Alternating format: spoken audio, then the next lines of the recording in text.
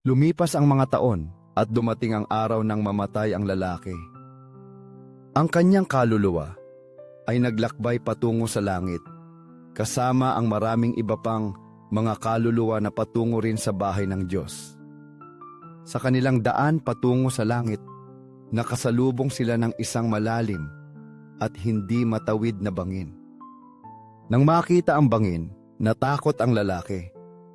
Paano natin ito tatawirin? Tanong niya sa sarili. Ang ibang mga kaluluwa ay walang sinabi. Basta inilapag nila ang kanilang mga krus sa lupa at ginamit ang mga ito bilang tulay upang matawid ang bangin. Isa-isa, tinawid ng mga kaluluwa ang tulay na nilikha ng kanilang sariling mga krus. Nang dumating ang kanyang turno, napagtanto ng lalaki na wala siyang krus upang matawid. Nawalan siya ng pag-asa at sumigaw, Panginoon, ibalik mo sa akin ang aking krus. Hindi ko ito kayang tawirin kung wala ito. Ngunit sumagot ang Diyos sa kanya, May panahon para sa lahat, anak ko. Lumipas na ang iyong panahon. Pagkatapos na unawaan ng lalaki ang karunungan ng Diyos, at napagtanto niya na ang lahat ng ibinigay ng Diyos sa kanya, kasama na ang mabigat na krus na iyon, ay para sa pag-ibig at para sa kanyang ikabubuti. O Panginoon, nauunawaan ko ngayon na lahat ng paghihirap at pagdurusa sa aking buhay ay may layunin at kahulugan.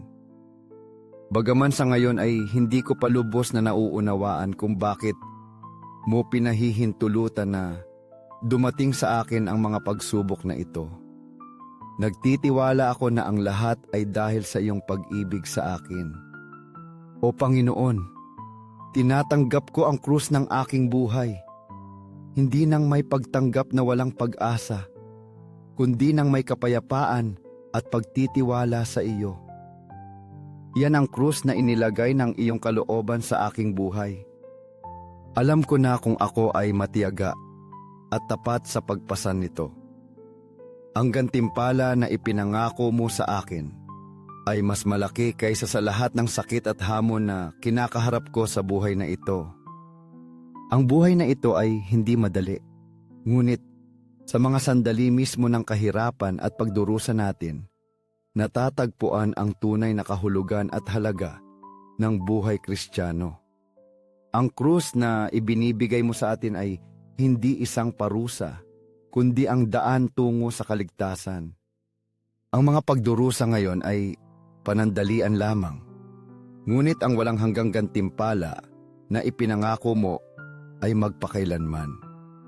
O Panginoon, tulungan mo akong maunawaan na ang aking krus ay hindi lamang isang pasanin, kundi pati na rin ang daan na naglalapit sa akin sa iyo. O Jesus Eukaristiko, sumasampalataya ako, sinasamba kita, nagtitiwala ako at iniibig kita. Iniaalay ko sa iyo ang aking mga panalangin at gawa ng pagbabayad puri para sa mga hindi sumasampalataya, hindi sumasamba sa iyo, hindi nagtitiwala sa iyo at hindi nagmamahal sa iyo. O Sagrado Corazon ni Jesus, sa iyo ako nagtitiwala. Naniniwala ako na ikaw ay tunay na presente at buhay sa Eukaristya. O Sagrado Corazon ni Jesus, gawin mong ang aking puso ay maging katulad ng iyo, puno ng pag-ibig, pagpapatawad at awa. O Sagrado Corazon ni Jesus, hikayatin mo ang mga makasalanan, iligtas mo ang mga naghihingalo, at palayain mo ang mga kaluluwa sa purgatorio.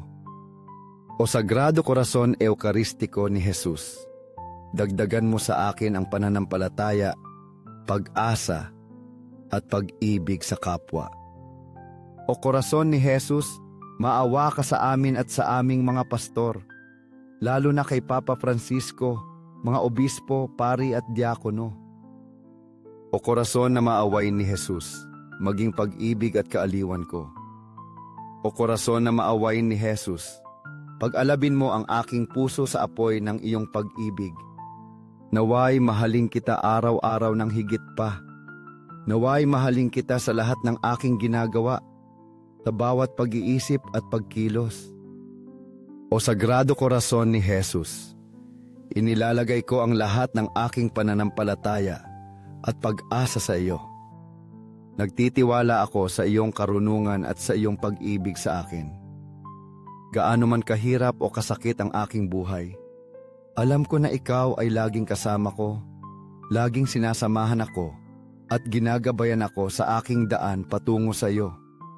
O Korason na maaway ni Maria, ihanda mo ang aking daan. Ikaw ang modelo ng kababaang loob at pagkamasunurin. Gabayan mo ako patungo kay Jesus, upang mahalin ko siya tulad ng pagmamahal mo sa Kanya.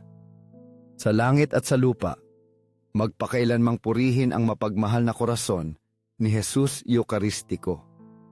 Lahat sa aking buhay, lahat ng aking kagalakan, kalungkutan, pangarap at hamon, iniaalay ko sa iyo. Dahil nagtitiwala ako na babaguhin mo ang lahat sa isang bagay na mabuti para sa akin.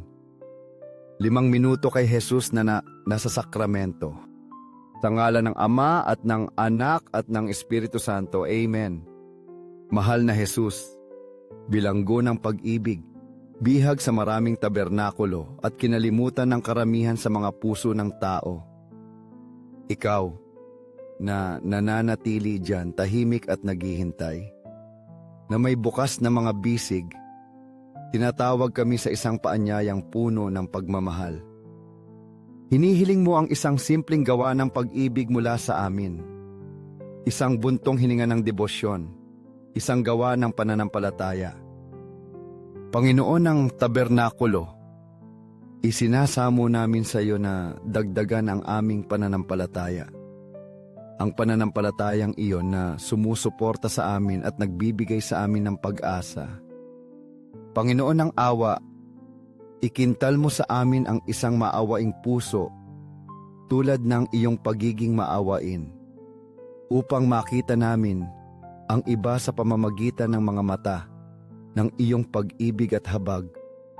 Panginoon ng katotohanan, gabayan mo ang aming mga hakbang sa tuwid na landas at sa landas ng kabutihan. Isang landas na maaari lamang naming tahakin kung susundan ka namin ng malapit, sapagkat ikaw ang daan, ang katotohanan at ang buhay. Panginoon ng tabernakulo, gawin mong mahalin ka namin ng higit at higit pa. Lumago nawa ang aming pagmamahal sa iyo sa bawat pagbisita sa iyong presensya. Ang pagbisita sa iyo sa tabernakulo ay isang napakalaking kaaliwan, isang balsamo para sa kaluluwa, isang kapayapaan na nakahihigit sa lahat ng pangunawa. Sa mga sandaling iyon, na tila napakasimple, nararanasan namin ang isang malalim na pagkakaisa sa langit, at ang aming mga puso ay napupuno ng isang kaligayahan na hindi mailalarawan. Kay laking kaginhawahan ang katahimikan ng tabernakulo, ang katahimikan na nagsasalita tungkol sa iyong presensya, na bumabalot sa amin at nagpapakalma sa amin, na nagpapagaling sa aming pinakamalalim na sugat. Ikaw, na isang Diyos ng walang hanggang kabutihan, naghihintay sa amin ng may walang hanggang pagtitiis, sa kabila ng aming kawalang interes, sa kabila ng aming pagkalimot, sa kabila ng lamig ng aming mga puso. Sa tabernakulo, matatagpuan namin ang Panginoon na naghihintay sa amin ng may walang hanggang pagmamahal, sa kababaang loob ng kanyang presensya. Hindi siya nagrereklamo tungkol sa aming kawalang interes. Hindi hinihingi ang aming atensyon, ngunit naghihintay sa katahimikan, at sa katahimikang iyon ay nagsasalita siya sa amin ng mas malakas kaysa sa anumang salita. Sa kanyang presensya, ang mga problema ng mundo ay naglalaho, ang mga takot ay nawawala, at ang tanging natitira ay siya, ang aming kanlungan at aming walang hanggang kapayapaan. Kung sa anumang oras ay makita mo ang iyong sarili na napapaligiran ng kalungkutan, kung ang mga anino ng kawalan ng pag-asa ay lumulunod sa iyo, halika, lumuhod sa Kanya. Ihagis mo ang iyong mga pasakit sa Kanyang paanan. At tinitiyak ko sa iyo na makakahanap ka ng kaaliwan para sa iyong kaluluwang nagdurusa. Sa Kanya makikita ang kapayapaan ng mga pusong nagdurusa, pag-asa para sa mga pinanghihinaan ng loob, at lakas para sa mga mahihina.